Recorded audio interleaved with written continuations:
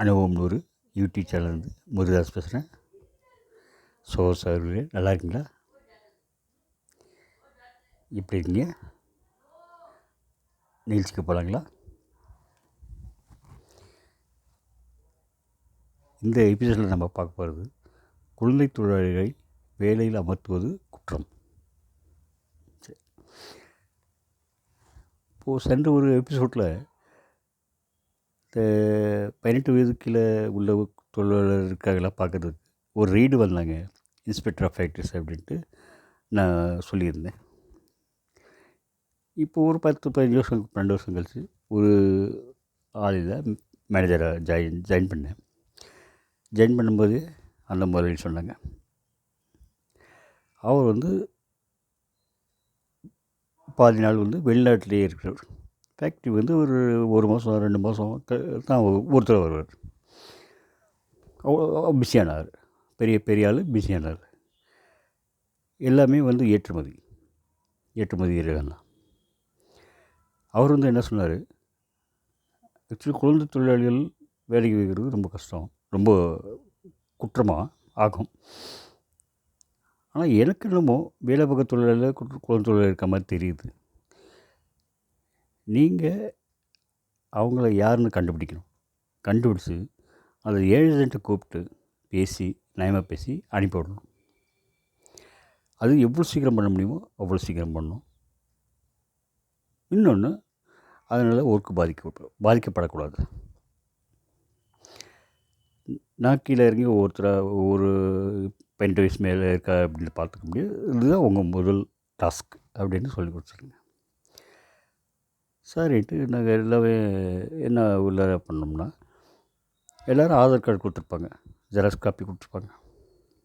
அதை பார்த்தா அவரோட வயசு இருக்கும், அது முதல்ல செக் பண்ணும். ஃபைல் எடுத்து எல்லாம் செக் பண்ணும். எல்லாம் 18 வயசு மேலே காட்டிச்சு. சரி, அப்புறம் ஒரு புதுசாக அப்போ வந்திருக்கு இல்லையா, அது ஆதார் கார்டில் உள்ள நம்பரை என்ட்ரி பண்ணால் போதும். இந்த இசேவை பொது மையம் இருக்குல்லையா, அந்த மாதிரி ஆப் வந்துருக்குல்லையா, அந்த மாதிரி ஆப்பில் பார்த்தா அது ஆக்சுவல் டேட் என்னென்னு காமிச்சிடும். சரி அப்படின்ட்டு அந்த ஜெராக்ஸில் உள்ள அந்த ஆதார் எண் எடுத்து அப்படியே ஃபுல்லாக ஆப்பில் பதிவிட்டு பார்த்தோம். பார்த்திங்கன்னா ஒரு 150-200 பேர் ஹிந்தி தொழிலாளிகள் இருப்பாங்க. எல்லாருடைய ஆதார் நம்பரையும்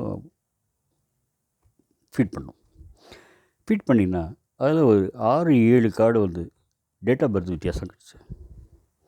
அது 18 வயசு ஆகலை. 1 மாதத்தில் ஆகும், 2 மாதத்தில் ஆகும், 4 மாதத்தில் ஆகும், இல்லை 1 வருஷம் கூட 17 வயசு தான் ஆகிருக்கும். அந்த மாதிரி 7 கார்டு இருந்துச்சு. அவன் என்ன பண்ணியிருந்தாங்கன்னா, உதாரணத்துக்கு 7-12-25 அப்படின்னா ஆதார் கார்டை ஜெராக்ஸ் எடுத்து அந்த ஜெராக்ஸில் அந்த 1ங்கிற இடத்துல 0 ஆக்கிட்டு 7-2-25 அப்படின்ட்டு காட்டிட்டு சேர்ந்துருந்தேன். ஆனால் ஒரிஜினல் திருத்த முடியாது இல்லையா, சிஸ்டத்தில் உள்ளது. ஸோ அதை காட்டி கொடுத்துச்சு. நான் இப்போ என்ன பண்ணேன், அந்த ஹிந்தி தொழிலாளர்கள் அழைத்து வர தனியாக ஏஜென்ட் இருந்தாங்க. ஸோ இந்த 7 பேர்த்து அழைத்து வந்து 2 ஏஜென்ட்டு கூப்பிட்டு இந்த மாதிரி அதில் ஆண் தொழிலாளினா பெண் தொழிலாளினாங்க. நாங்கள் இப்போ செக் பண்ணதில் 7 பேர் 18 வயசு நிரம்பாத மாதிரி இருக்குங்க. ஒவ்வொருத்தருக்கும் ஒவ்வொரு கால அவகாசம் இருக்குது. 1 மாதத்துலேருந்து ஒரு வருஷம் அப்படி இருக்குது. இப்போ என்னென்னா இவங்க திருத்தம் செஞ்சு ஆதார் கார்டில் திருத்தம் செஞ்சு டேட் ஆஃப் பர்த் திருத்தம் செஞ்சு சேர்ந்துருக்குங்க. இது ஒரிஜினல், இது டூப்ளிகேட். இது Aadhaar card date of birth திருத்தம் சட்டப்படி குற்றம். என்ன பண்ணலாம் அப்படின்ட்டு நான் அவங்ககிட்ட கேட்டேன். சரி சார், நாங்கள் இவங்களை இதுக்கு வீட்டுக்கு அனுப்பிடுறோம் சார், அவங்க ஊருக்கு அனுப்பிடுறோம் அப்படின்ட்டாங்க. ஏன்னா மாட்டிட்டா அவங்க மேலேயும் நடவடிக்கை பார்க்கல. எங்களுக்கு நடவடிக்கை, குழந்தை வேலைக்கு அமர்த்தினது அவங்களுக்கு ஆதார் கார்டு திருத்தினது அவங்களுக்கு அவங்க மேலே சட்டம் பாயும்ல. அதனால் முதல்ல ஒத்துக்கிட்டாங்க. நான் அவங்களுக்கு ஆதார் சொல்கிற விதமாக அது தொழிலாளர் அழுத்து பேசுங்க. இப்போது வந்து இந்த குறைமாத சம்பளத்தை வந்து மேனேஜ்மெண்ட்லேருந்து வாங்கி தந்துடுறேன். ப்ளஸ் ஊருக்கு போகிறது உண்டான ட்ரெயின் டிக்கெட்டும் எடுத்து வந்துடும். இப்போ அடுத்த மாதம் போனஸ் வரப்போகுது. அந்த போனஸையும் முன்கூட்டி தந்துடுவாங்க, மேனேஜ்மெண்ட்டில் தந்துடுவாங்க. இன்னொன்று, இந்த 7 பேர் நல்லா கற்றுக்கிட்டாங்க, வேலையெல்லாம் கற்றுக்கிட்டாங்க. இவங்க கரெக்டாக 18 வயசு ஆகணுமே உடனே அடுத்த நாள் ட்ரெயின் ஏறி வந்துடணும். வந்துட்டு நீங்கள் இங்கேயே வந்து வேலைக்கு வந்துக்கலாம், ஒன்றும் பிரச்சனை இருக்காது, திரும்பி எடுத்துக்கலாம் அப்படின்னாச்சு. அப்படின்னு அவங்களுக்கு சந்தோஷம். சரி அப்படின்ட்டு, ஏன்னா எல்லா பெனிஃபிட்டும் கொடுக்குறாங்க அப்படின்ட்டு. அப்புறம் ஒரு நாள் பார்த்து அவங்க டிக்கெட் ட்ரெயின் புக் பண்ணி காலையில் நான் 7 மணிலேருந்து இவங்க முதல்ல அனுப்பினவர் தான் டென்ஷன் குறையின்ட்டு ஒரே பதட்டமாக இருந்தேன். அவள் எவ்வளோ சீக்கிரம் அனுப்பணுமோ அவ்வளோ சீக்கிரம் ஃபேக்ட்ரியிலேருந்து அனுப்பணும்னுட்டு. ஏன்னா குழந்தை தொழிலாளர் வந்து இருக்கக்கூடாதுங்கிறது என்னுடைய பாலிசி. பார்த்தோம்னா காலையில் எல்லாம் போய் டிஃபன் பேக்கிங் பண்ணிவிட்டு டிஃபன் சாப்பிட்டுட்டு எல்லாம் ஆறாவர பண்ணாங்க. நான் ஒவ்வொருத்தங்களாம் விரட்டிட்டு இருந்தேன். ஏன்னா அன்றைக்கி வந்து வெள்ளிக்கிழமை 10:30 மணிக்கு ராகுகாலம் வர்றதுக்கு முன்னாடி 10 மணிக்கே கிளப்பி விட்டுணும். ட்ரெயின் 1 மணிக்கு தான். முதல்ல இவங்களை கொண்டு போய் கிளப்பி விட்டு ரயில்வே ஸ்டேஷனில் போய் 1 மணி நேரம் முன்னாடி நின்னால் கூட பரவாயில்ல அப்படின்ட்டு நான் அதில் ரொம்ப பர்டிகுலராக இருந்தேன். எல்லாம் ரெடி ஆகிட்டு எல்லாம் சொல்லிக்கிட்டு வந்துட்டாங்க. வந்துட்டு ஒரு 10 மணி போல் வந்தாங்க. டிரைவர்கிட்ட சொன்னேன், என் கம்பெனி டிரைவர் தான், ஆம்னி வேன் 7 பேர் ஏறியாச்சு. அவங்க லக்கேஜெலாம் மேலே இதில் வச்சுட்டு டிரைவர்கிட்ட சொன்னேன், தொழிலாளி அழைச்சிட்டு போகிறீங்க இருங்க, இது ஆம்னி வேனு, 7 பேர் இருக்காங்க, நீங்கள் ஒரு 8 பேர், மேலே லக்கேஜ் வேறு இருக்குது, கொஞ்சம் லோடு அதிகம், கொஞ்சம் பார்த்து ஓட்டிகிட்டு போங்க அப்படின்னு கேஷுவலாக சொன்னேன். இது வந்து என்னோடய டியூட்டி, சொல்கிற வேண்டிய டியூட்டி, ஒரு மேலாளர் பொசிஷன்லேருந்து சொல்ல வேண்டிய டியூட்டி. அந்த டிரைவருக்கு வந்து வயசு வந்து 68-70 இருக்கும். சார், நான் எவ்வளோ வருஷமாக வண்டி ஓட்டுறேன் எனக்கு தெரியாதா அப்படின்னார். அப்படின்னா எனக்கு கொஞ்சம் சுருக்குன்னு பட்டது. சரி, இப்போது வந்து கிளப்புற நேரத்தில் எதுவும் சொல்லக்கூடாது அப்படின்ட்டு, எதுக்கும் சொல்ல வேண்டியது என் பொறுப்பு அப்படின்னு சொல்லி விட்டாச்சு. சரின்ட்டு அவர் கொண்டு போய் ரயில்வே ஸ்டேஷனில் விட்டார். அவங்க வந்து ட்ரெயின் ஏறி வட இந்தியா போயிட்டாங்க. ஓகே, இது நடந்தது வந்ததுமே ட்ரெயினில் ஏற்றி விட்டார் சார் அப்படின்னு சொன்னார். சரி அப்படின்ட்டு ஹாப்பி, எல்லாருமே சந்தோஷமாக திருப்தி ஆகிட்டோம். அப்பா ஒரு வேலை முடிஞ்சதுன்ட்டு. ஆக்சுவலி இனிமேல் தான் ஆன்டி கிளைமேக்ஸ். இது வந்து கிளைமேக்ஸு, இனிமேல் ஆன்டி கிளைமேக்ஸ். ஒரு 2-3 நாள் கழிச்சு எனக்கு ஒரு செய்தி வந்துச்சு. என்ன அப்படின்னா, மில்லில் வேலை பார்க்குற நம்ம தமிழ் ஆள் ஒருத்தர் அசிஸ்டன்ட் ஃபண்ட் வேலையில் இருக்கார். அவர் வந்து அந்த 7 பேரில் ஒரு பொண்ணை லவ் பண்ணியிருக்கார். பொண்ணை லவ் பண்ணி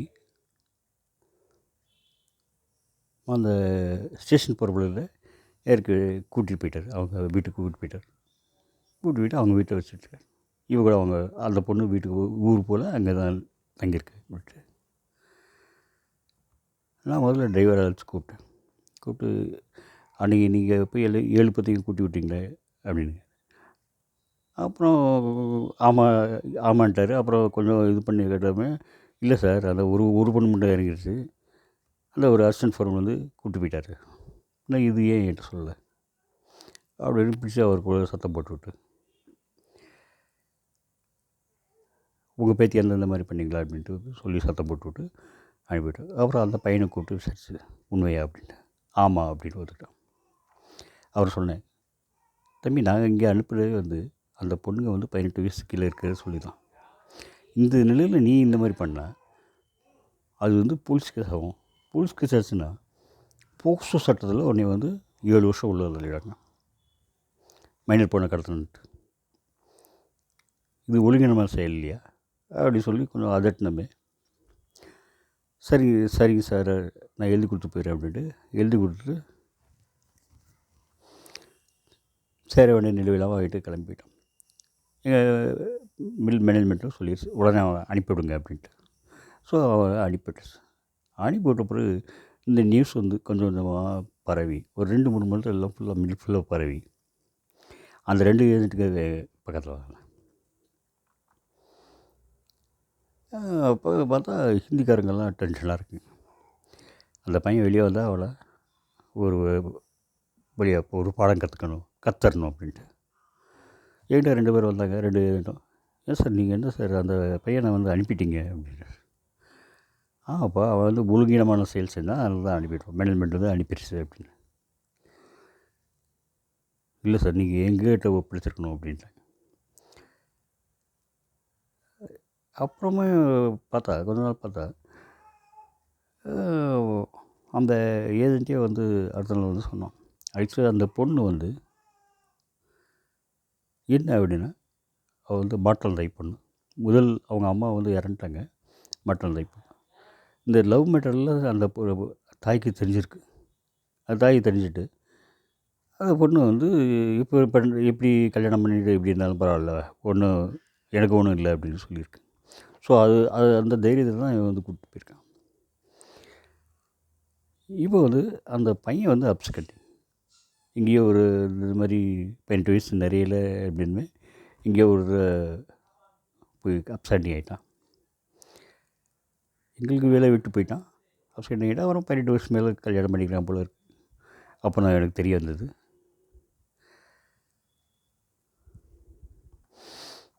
ஸோ அதை ஒரு பெரிய ஆபத்துலேருந்து தப்பித்தோம். இல்லைன்னா மில்லுக்குள்ளேயே அடிதடி, போலீஸ் கேஸ் எல்லாமே ஆகிருக்கும். அதில் வந்து கடவுள் தான் என்னை காப்பாற்றினார், என்னையும் மில்லையும் காப்பாற்றினார். நன்றி, வணக்கம்.